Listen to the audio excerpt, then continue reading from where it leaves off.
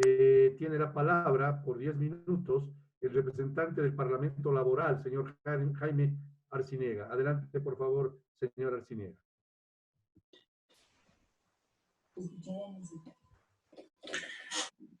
Buenas tardes, señor presidente, señores asambleístas, ciudadanos que nos escuchan. El presidente de la República, cuando expidió el decreto ejecutivo declarando el estado de emergencia, uno de los temas fundamentales que estableció fue el evitar la labor tanto en el sector público cuanto en el sector privado, me refiero a la labor presencial. Pero una de las cosas que recalcó es que no habrá despidos. Y cuando miramos ahora mismo nos damos cuenta de que aquello que pronunció el presidente de la República en su condición de primer mandatario, pues evidentemente no se está ejecutando. No obstante aquello, yo creo que la pandemia del COVID-19 ha dejado una fotografía muy clara respecto de la desigualdad y la exclusión social. Y yo así quisiera hacer referencia al anterior amigo que estuvo también dirigiéndose a la Asamblea, me refiero al sector de los trabajadores autónomos. Claro que para ustedes, para muchas autoridades de elección popular, muchas autoridades gubernamentales, muchas autoridades de los gobiernos autónomos descentralizados, no estarán sufriendo las falencias que implica el dejar de trabajar, como sucede efectivamente en el caso de los trabajadores autónomos.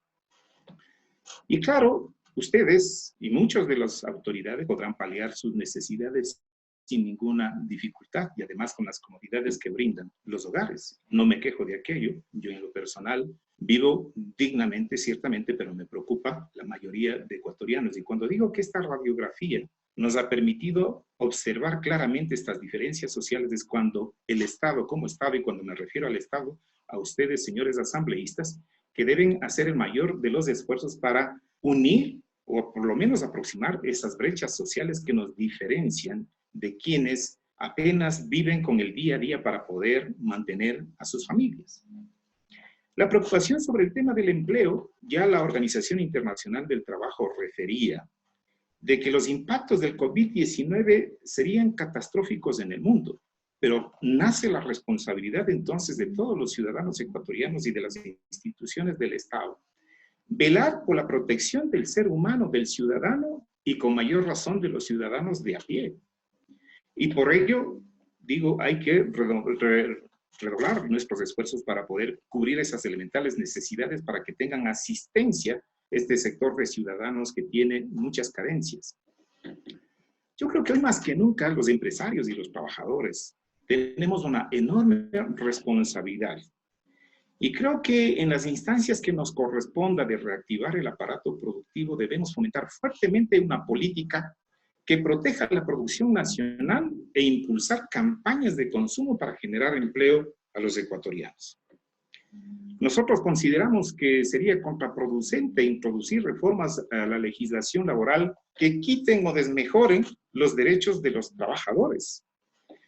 Y yo quiero referir que en el año 2005 y 2006 tuvimos experiencias muy tristes y amargas de lo que resultó los impactos de medidas y falta de control de los organismos de velar por los derechos y la integridad de los trabajadores cuando la tercerización utilizada como genérico, se habló de que muchas de las empresas no tenían un solo trabajador y todo estaba externalizado. Sin embargo, se decía de que la tercerización per se no era mala. Pero recuerden, en el año 2005 y 2006, el Instituto Ecuatoriano de Seguridad Social apenas tenía 1.100.000 afiliados cuando la población económicamente activa superaba los 4 millones de trabajadores.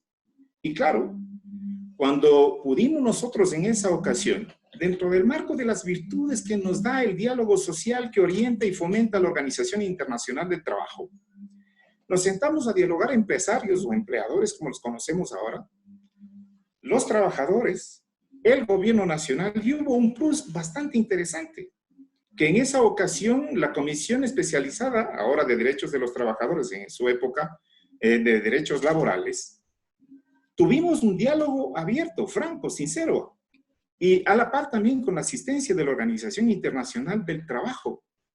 Y cuando se establecieron mecanismos que nosotros habríamos querido que se elimine de raíz la tercerización, se cimentó la intermediación. De todas maneras, esto permitió reducir en un 50% esta externalización de los trabajadores, y como digo, habían empresas que no tenían un solo trabajador y las utilidades se repartían solamente para el gerente de la empresa, y es más, que era el familiar o propietario de la propia empresa. En ese entonces se llegó a 2.200.000 trabajadores cuando se estableció mediante el diálogo y se estableció la intermediación. Y luego vino la eliminación de la tercerización. Cuando se eliminó la tercerización, se incrementó notablemente la afiliación a la Seguridad Social y ahora pues tenemos alrededor de 3.100.000 ecuatorianos afiliados a la Seguridad Social y protegidos. También reclamo por esos trabajadores mal llamados informales, de los trabajadores autónomos, que son quienes venden los productos de las empresas y quienes se nutren de las ganancias de esas empresas, producto del esfuerzo de los trabajadores, son los empresarios. Y por lo tanto, entonces, tienen también responsabilidad que asumirlas. El mirar los despidos de trabajo que se han difundido a nivel nacional, aprovechando entre comillas, el artículo 169 del Código del Trabajo, no guarda relación con la necesidad de prever y de precautelar el derecho al trabajo, como bien señala la Constitución. Porque hablar de casos de fuerza mayor, aprovechando las actuales circunstancias para terminar la relación laboral con los trabajadores, pues resulta que es un crimen, porque se está simplemente despidiendo por vía de desahucio, recibiendo la cuarta parte del salario básico del trabajador cuando corresponde a un despido intempestivo. Pero lo fundamental sería que una vez que el presidente de la República señaló que no habrá despidos en el trabajo, entonces el Ministerio de Trabajo no debe admitir siquiera una comunicación del sector empresarial donde dan a conocer la terminación de la relación laboral con el trabajador para pagar simplemente el desahucio. Eso no puede ser posible en los actuales momentos. Los problemas que estamos nosotros ahora mismo atravesando debe llamarnos a reflexionar. Por ejemplo, ¿qué queremos?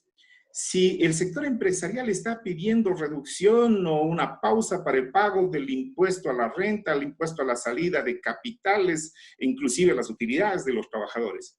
Bueno, estamos pidiéndole entonces que nos ayude el Estado, sabiendo la escuálida economía que tiene ahora mismo la caja fiscal, pero no estamos regresando a ver los 10 o 12 años que tuvieron ingentes ganancias y en vez de sacar esos recursos para apoyar a la sostenibilidad del empleo, resulta que le demandamos al Estado. Y cuando demandamos al Estado, están demandándonos a todos los ecuatorianos que de una u otra manera estamos pagando también nuestros impuestos, y eso no puede ser posible.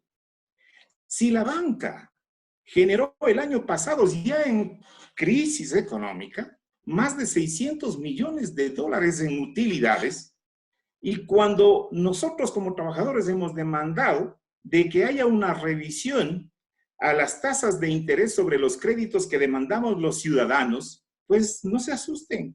Estamos entre el 17, el 28 y hasta el 30% de interés sobre los créditos. Entonces, ¿cómo queremos desarrollar la industria? ¿Cómo queremos potencializar la industria? ¿Cómo queremos generar empleo con tasas de usura? Eso no es posible. Y quienes conforman entonces la Junta de Política Económica y Monetaria deberían entonces establecer a la par regulaciones que le permitan tener acceso al crédito para fomentar la industria y fomentar el empleo con ellos. No puede ser posible que aquello suceda. A la par también señalar efectivamente de que si hay algo más de 36.000 millones de dólares que están fuera del país generando empleo e inversión en otros países, tenemos que ponernos la camiseta del Ecuador, y los inversionistas que tienen esos recursos deberían traer acá al país. Y si quieren facilidades, sí, el gobierno debería darles algunas facilidades a efecto de que se implemente una inversión para la generación de empleo y no estar a las expensas de que todo me solucione el Estado. Suficientes problemas tiene el Estado y el gobierno como administrador del Estado en poder cubrir las elementales necesidades que tienen los ciudadanos de a pie, la atención de la emergencia en materia de salud, que dicho sea de paso. permítame rendir un homenaje y un reconocimiento a los trabajadores de la salud que están día a día poniendo en riesgo su integridad física y su salud por atender a los ecuatorianos. Entonces, creo que es responsabilidad de todos asumir con entereza lo que nos corresponde. La Organización Internacional del Trabajo habla clara y perfectamente que el eje central, sí, ahora voy terminando, señor presidente, el eje central de la Organización Internacional del Trabajo está basada en el diálogo social. Y ese diálogo social debe ser entonces los que nos llamen a poder solventar estos problemas en común acuerdo entre empresarios y trabajadores. Y a la par, también prever los impactos que tiene si eventualmente asumen que hay que despedir a los trabajadores, los impactos que se tiene sobre la ya escuálida economía que también tiene la seguridad social y que pone en riesgo la propia estabilidad de este sistema.